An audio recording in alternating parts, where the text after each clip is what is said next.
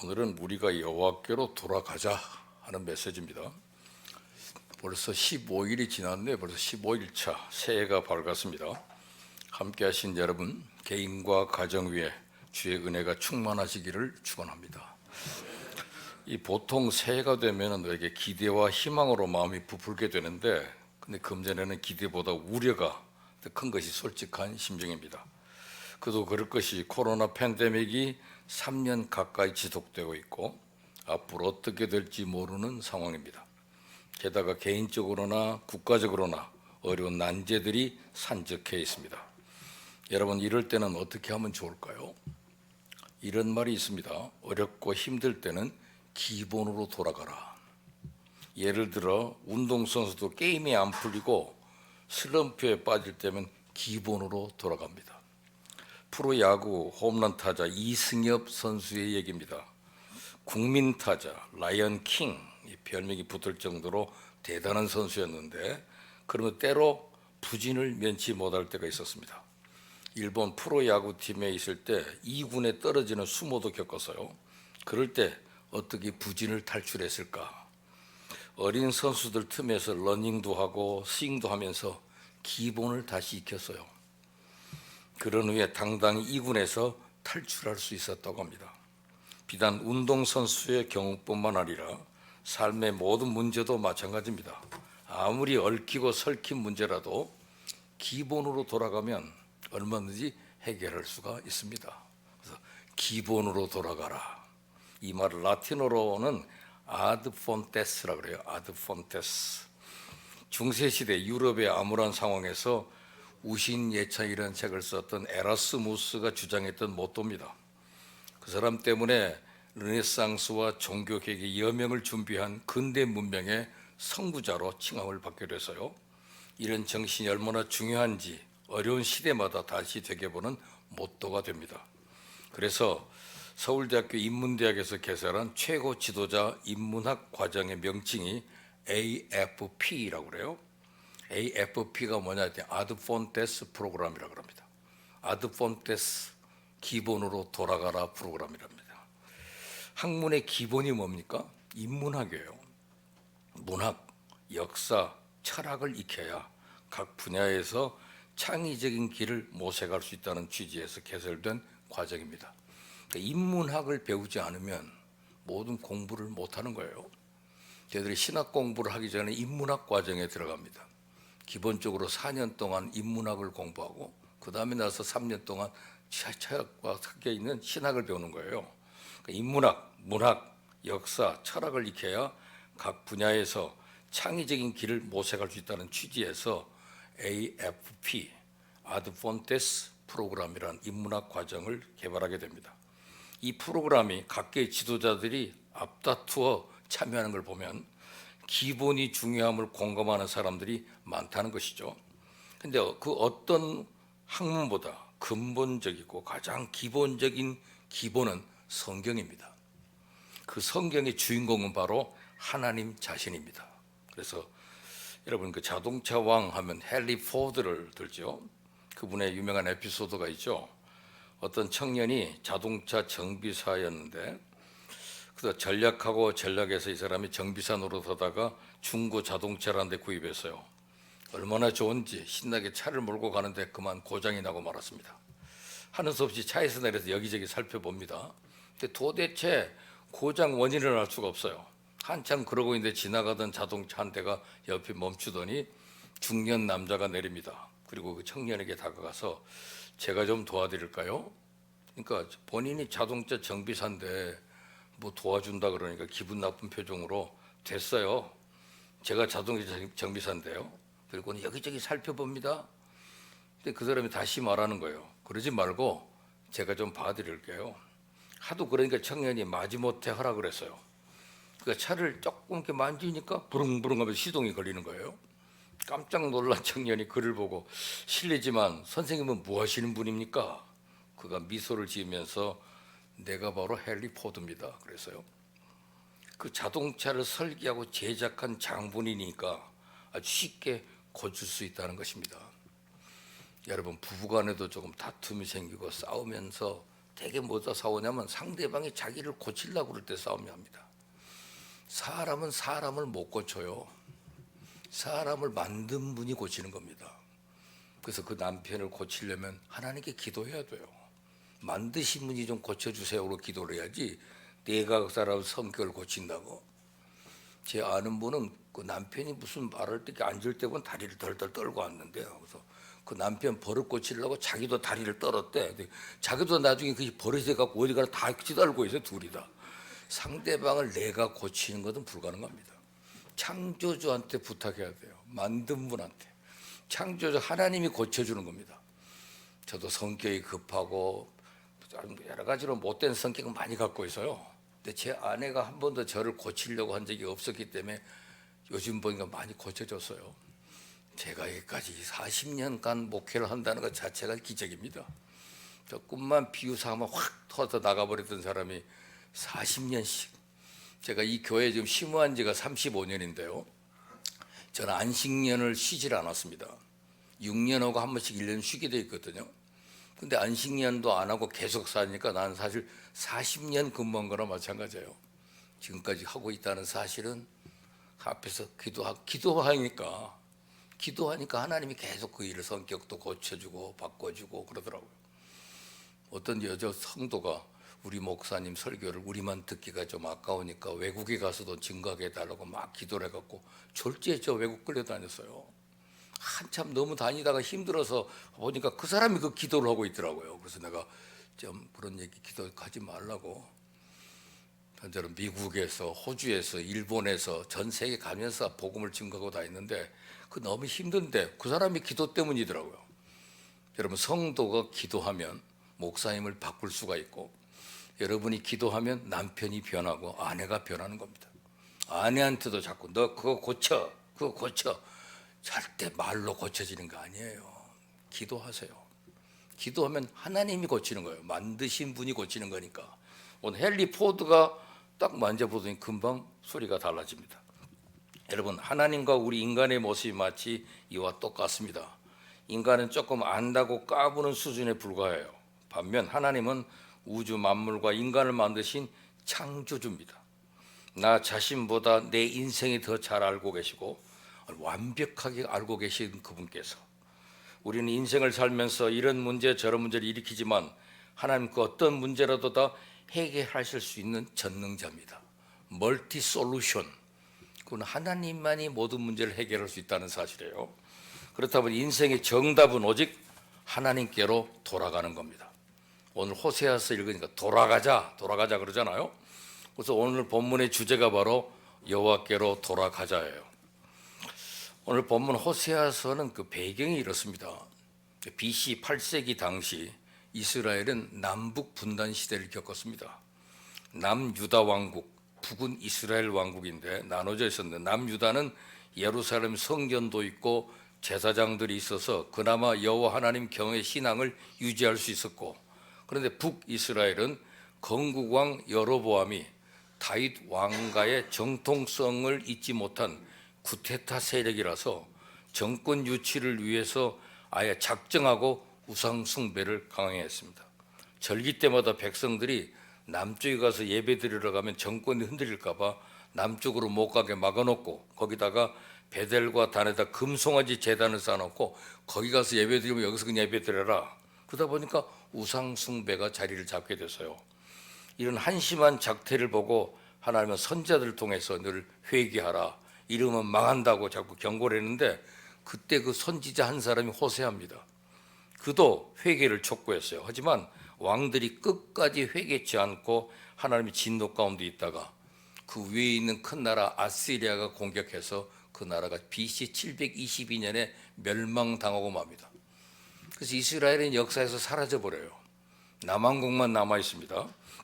이 본문은 바로 이 북이스라엘의 멸망 직전을 배경으로 하고 있는데, 근데 그 당시에 외적으로는 굉장히 번영하던 시기라 합니다. 경제적으로도 부유하고 나라가 강성해 보입니다. 그러나 하나님을 배반한 결과 처참하게 멸망하고 말았어요. 오늘 우리는 그 역사의 비극을 반면교사로 삼아야 됩니다. 부디 오늘 이 말씀을 통해 우리 앞에 있는 난제에 걸려 넘어지지 않고 하나님께로 돌아감으로 극복하고 승리하는 저와 여러분이 되기를 원합니다. 그러니까 다시 정리해 말씀드리면 북이스라엘이 멸망한 것은 하나님을 배반한 교만 때문이거든요. 그 당시 북이스라엘은 겉보기에는 멀쩡해요. 여전히 정치, 경제적으로 번영하고 있습니다. 그렇지만 호세아는 이스라엘이 곧 심판으로 멸망할 것을, 그 원인은 그들의 영적인 교만으로서 망한다는 사실을 지적했습니다. 지도자부터 백성까지 온 이스라엘이 하나님의 은혜를 망각하고 배반한 나머지 부패하고 타락하고 음란하게 됐습니다. 영적 타락이 도덕적 타락으로 이어지면서 결국 하나님의 심판으로 멸망하는 것은 하나의 공식이에요. 인간은 하나님의 피조물이고 하나님 우주 만물의 창조주요 절대 주권자입니다. 인간의 근본 죄는 그 하나님을 배반하고 교만하게 살아가는 거예요. 그 결과 자기 마음대로 온갖 범죄를 저지르게 됩니다. 하나님이 그 모습을 보고 오래 참으시고 회개할 것을 경고하지만 끝내 돌이키지 않고 그래서 반드시 심판하시잖아요. 호세아 5장 5절을 한번 보세요. 거기 보니까 이스라엘의 교만이 그 얼굴에 드러났다 그랬어요. 그 죄악으로 말미암아 이스라엘과 에브라임이 넘어지고 유다도 그들과 함께 넘어지리라. 그 예언입니다. 에브라임은 북이스라엘의 대표적인 지파예요. 북이스라엘이 멸망하고 남유다마저 멸망할 거다 하는 예언입니다. 이제 하나님의 심판이 얼마나 무서운 것인지도 경고합니다. 호세아 5장 14절, 내가 에브라임에게는 사자 같고 유다 족속에게는 젊은 사자 같으니 바로 내가 움켜갈지라. 내가 탈취하여 갈지라도 건져낼 자가 없으리라. 하나님이 사자와 젊은 사자같이 움켜갈 것을 선포했습니다. 움킨다는 말은 갈기갈기 찢는다는 말입니다. 얼마나 무서운 말입니까? 그러므로 하나님이 일단 심판을 시작하면 건져낼 자가 없습니다. 피할 수도 없고 아무도 못 말립니다. 그래서 하나님의 심판이 무서운 것을 잘 아는 호세아 선지자이기 때문에 그는 피를 토하는 심정으로 회개를 촉구한 겁니다. 오직 하나님께로 돌아오는 것만이 유일한 회복의 방법이니까. 그래서 호세아 6장 1절, 오라 우리가 여호와께로 돌아가자. 히브리어로는 그 돌아오란 말이 슈브인데 turn to, turn from이에요. 영어로는 한마디로 회개를 가리키는 겁니다. 하나님을 등지고 멀리하다가 돌아서서 하나님께로 향하여 따라가는 거. 회개란 말은 한마디로 표현하면 하나님께로 돌아가는 유턴인 셈. 유턴 표시는 회개 표시판입니다. 이처럼 하나님께로 돌아가면 어떻게 된다는 겁니까? 여호와께서 우리를 찢으셨으나 6장 1절 끝에 찢으셨으나 도로 낫게 하실 것이요 우리를 치셨으나 싸매어 주실 것임이라. 마치 중환자처럼 만신창이가 된 이스라엘을 치유하고 회복시켜 주실 것이라고 말했습니다. 2절 보세요. 여호와께서 이틀 후에 우리를 살리시며 셋째 날에 우리를 일으키시리니 우리가 그의 앞에 살리라. 이틀 후에 제3일에 살려주신다는 것은 회개하면 가까운 장래에 곧 회복시켜 주신다는 뜻이죠. 호세아는 회개하고 돌아갈 뿐 아니라 더 나아가 힘써 하나님을 알자고 제안합니다. 3절 다 같이 읽어보겠습니다. 그러므로 우리가 여호와를 알자, 힘써 여호와를 알자. 그의 나타나심은 새벽빛같이 어김없나니 비와 같이 땅을 적시는 늦은 비와 같이 우리에게 임하시리라 하니라. 힘써 알자라는 말, 열심히 분발해서 하나님을 만나고 체험해야 된다는 말이죠. 이 알다라고 하는 말은 히브리어로는 야다란 말인데 관념적으로 아는 게 아니라 체험적으로 아는 겁니다. 내가 그 사람을 알아요. 그 사람은 내가 압니다 그러잖아요. 안단 말은 체험해서 안다는 뜻이에요. 온전한 회개는 잠시 감정적으로 슬퍼하고 후회하고 그치는 게 아니고 하나님을 적극적으로 따라가며 체험하는 것까지 포함합니다. 그러면 하나님이 새벽빛같이 축복하신다 그랬어요. 새벽빛은 동력 하늘에 떠오르는 해를 가리킵니다. 1년 365일 하루도 거르지 않고 어김없이 떠오르는 햇빛, 그와 같이 하나님이 신실한 사랑을 베푸십니다. 여기서 비는 이른 비를 말하는데 파종기에 내리는 비입니다. 늦은 비는 추수기에 내리는 비입니다. 그러니까 열매를 잘 맺도록 때에 맞춰 충분한 비를 내려주신다는 겁니다. 이른 비와 늦은 비는 하나님의 은혜를 상징하는 거예요. 이 말씀 곧 무슨 일을 하든지 때를 따라 형통할 수 있도록 축복하신다는 뜻입니다. 성경을 보면 하나님께로 돌아와 구원과 축복을 체험하는 케이스가 많습니다. 개인도 가정도 국가도 회개함으로 승리한 얘기입니다. 그러니까 우리가 살 길은 오직 하나, 하나님께로 돌아가는 것. 그러므로 우리가 다짐하고 외쳐야 됩니다. 우리가 여호와께로 돌아가자. 개인이 하나님께 돌아와 승리한 경우, 유명한 탕자의 비유에 나와 있잖아요. 누가복음 15장에 나와 있는 비유입니다. 한 아버지한테 두 아들이 있었는데 둘째가 불량한 탕자예요. 아버지한테 유산을 미리 달라고 조롱합니다. 아니, 미리 달라니. 돌아가시고 나야 유산이 있는 건데 돌아가기 전에 미리 땡겨달라는 거예요. 세상에 유산도 값으로나? 아버지는 앞날이 훤히 보이지만 그런데 내줬어요. 인간은 로봇이 아니니까 가둘 수도 없고 묶어둘 수 없이 어쩔 수 없는 거잖아요. 탕자는 조화라며 먼 나라로 갑니다. 허랑방탕하게 재산을 날립니다. 나중에 먹고 살 게 없어도 돼지 치는 일을 하게 되는데 마치 흉년이 들어서 돼지나 먹는 쥐엄 열매조차도 얻어먹지 못합니다. 그제야 풍족한 아버지 집이 생각납니다. 돌아가서 용서를 구하고 나를 품꾼으로 받아달라고 하리라고 작정을 했어요. 드디어 돌아가는데 아버지가 매일 나가서 기다리다가 멀리 나타난 탕자를 알아보고 달려가 목을 끌어안고 입을 맞춥니다. 데려다가 씻기고 새옷 입히고 신발 신기고 가락지 끼워주고 송아지 잡아 잔치를 벌여요. 아들 신분을 완전히 회복합니다. 그리고 풍성한 축복과 기쁨을 누립니다. 그게 뭘 잘했다고 이렇게 대우합니까? 잘한 건 있죠. 회개하고 돌아온 거. 그것이 아버지의 사랑이에요. 돌아오면 얼마든지 받아줍니다. 잃어버린 것 이상으로 회복시켜 주시고 축복해 줍니다. 그러니까 이런 겁니다. 죄송한 표현입니다만은 집 나가면 개고생. 근데 집에 돌아오면 수지 맞는 거죠. 예? 다 준비되어 있어요. 옛날 신문 하단에 3인 광고란 시민 광고죠. 3인가 아니죠. 시민 광고. 사람 찾는 광고가 있었는데 두세 줄짜리 광고인데 이런 것들이 있습니다. 군대 영장 나왔다 돌아와라.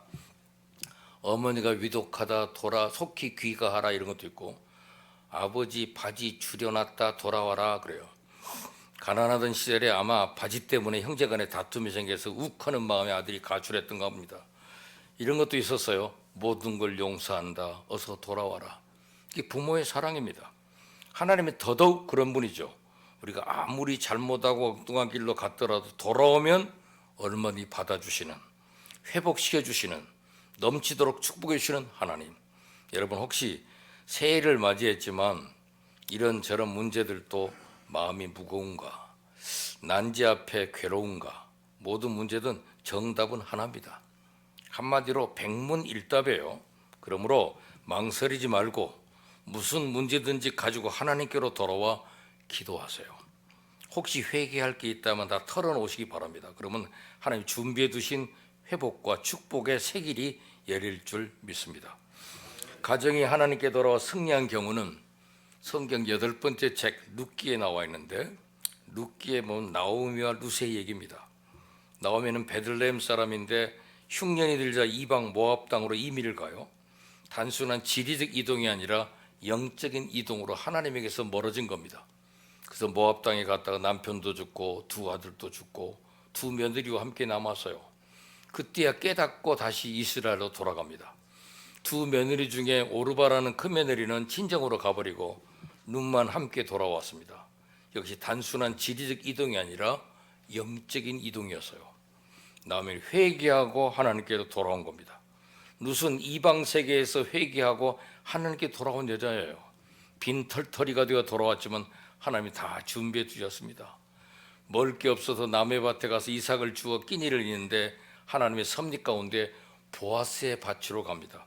알고 보니까 나오미의 가정과 보아스 가정이 친척지간이에요.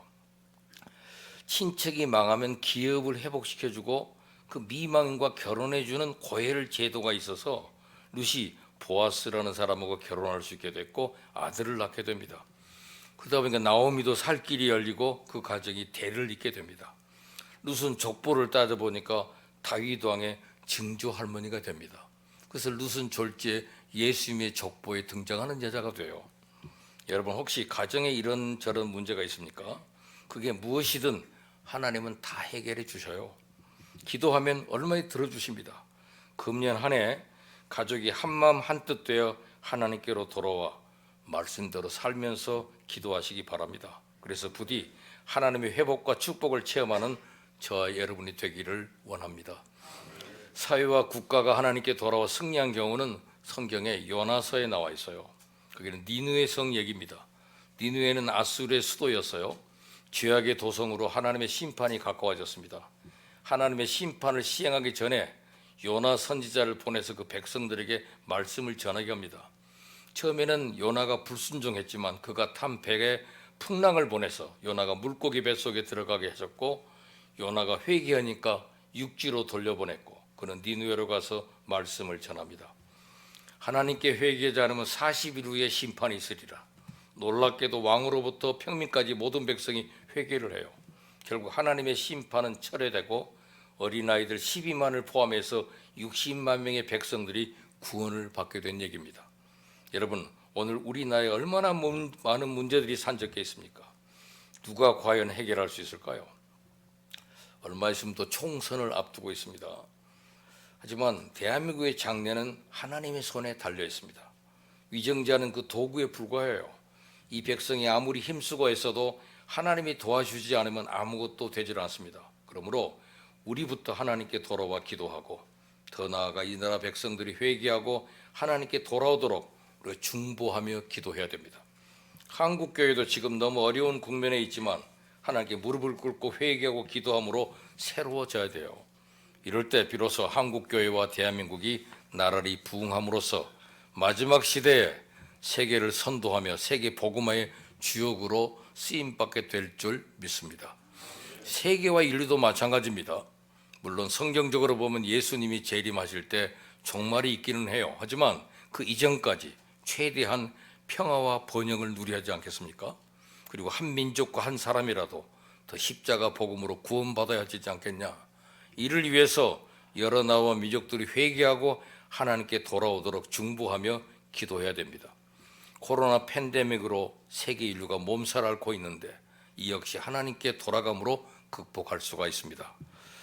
유명한 코로나 바이러스 레터 투 휴머니티 비비안 리치 라이라는 사람이 쓴 코로나19가 인류에게 보내는 편지가 있습니다. 여러분 그거 보신 적 있으세요? 한번 여기 보십시오. 코로나 바이러스가 인류에게 보내는 편지. 지구는 속삭였지만 듣지 않았습니다. 지구는 말했지만 듣지 않았습니다. 지구는 비명을 질렀지만 당신은 무시했습니다. 그래서 나는 태어났습니다. 나는 당신을 처벌하기 위해 태어나지 않았습니다. 당신을 깨우기 위해 태어났습니다. 지구는 간절하게 도움을 청했습니다. 대규모 홍수, 그러나 당신은 듣지 않았어요. 불타는 산과 들, 그러나 당신은 듣지 않았습니다. 강한 허리케인, 무서운 토네이도, 당신은 여전히 지구에 귀 기울이지 않습니다.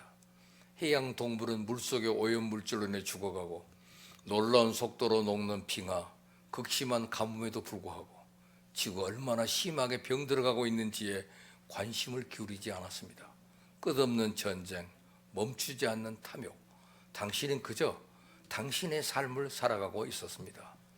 얼마나 많은 미움이 서로 간에 존재하든, 얼마나 많은 살인이 매일같이 발생하든 지구가 당신에게 말하려는 것에 대해 걱정하기보다 최신 아이폰을 얻는 것이 더 중요했습니다. 그러나 내가 여기 있습니다. 그리고 나는 세상을 그 길에서 멈추게 만들었습니다. 나는 당신을 마침내 듣도록 만들었습니다. 나는 당신을 피난처로 인도했습니다. 나는 당신의 탐욕을 멈추게 했습니다. 이제 당신은 지구와 같은 모양이 되었습니다. 이제 당신의 유일한 걱정은 생존입니다. 기분이 어떻습니까? 나는 당신에게 고열을 줍니다. 마치 불타는 지구처럼. 나는 당신 숨쉬기 힘들게 합니다. 오염에 찬 지구처럼. 당신은 매일 약해지고 있습니다. 매일 생명력을 잃어가는 지구처럼.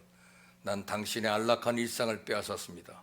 당신의 나들이 또한 지구의 고통을 잊을 수 있게 했던 많은 것들도 이제는 세상을 멈추게 만들었습니다. 그리고 지금 중국 대기의 질이 많이 좋아졌습니다. 멈춰던 공장에서는 더 이상 오염물질로 대기를 더럽히지 않으므로 하늘은 맑고 푸릅니다. 베니스의 물은 깨끗하고 돌고래가 보이기 시작했습니다. 물을 오염시키는 콘돌라 보트가 멈춰섰기 때문입니다. 당신은 더 많은 시간을 생각해야 됩니다. 무엇이 인생에서 가장 중요한 것인가를. 다시 말하자면 나는 당신을 처벌하기 위해 여기 오지 않았습니다. 나는 당신을 깨우기 위해 여기에 왔습니다. 같이 읽어보죠. 이 모든 것이 끝나면 나는 떠날 것입니다. 부디 이 순간들을 기억하십시오. 지구의 소리를 들으십시오. 당신의 영혼의 소리를 들으십시오. 지구의 오염을 막으십시오. 서로 간의 분쟁을 멈추십시오.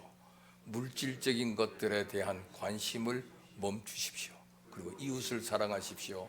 지구와 모든 생물을 돌보십시오. 창조주를 믿기 시작하십시오. 왜냐하면 다음에는 더 강하게 돌아올 수 있기 때문입니다. 이게 비비안 라이라는 사람이 쓴 코로나가 보내주는 편지예요. 우리는 코로나19 바이러스가 어떻게 발생했는지 모릅니다. 왜 생겼는지도 몰라요. 전문가들의 말이 더 엇갈립니다. 분명한 것은 작은 일이라도 하나님의 섭리 가운데 이루어진다는 사실입니다. 그렇다면 이 편지 글이 일리가 있어 보여요. 우리 한 사람 한 사람이 각 나라 온 세계 인류가 그동안 하나님을 무시하고 죄악과 탐욕 가운데 살았던 것을 회개하고 하나님께로 돌아오는 게 해답입니다.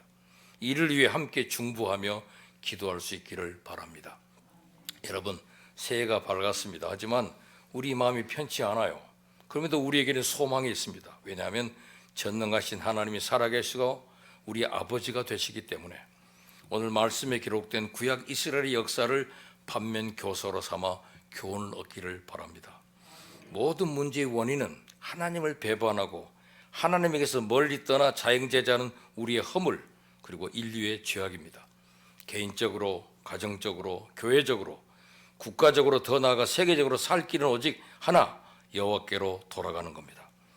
그렇습니다. 인간은 모름지기 하나님께 항복하면 행복해집니다. 두 손 들고 하나님께로 돌아와 항복합시다. 그리고 행복해집시다. 금년도 우리 교회 표를 어떻게 정해서요? 하나님을 기쁘시게 하며 사람에게도 칭찬받는 교회가 되자입니다.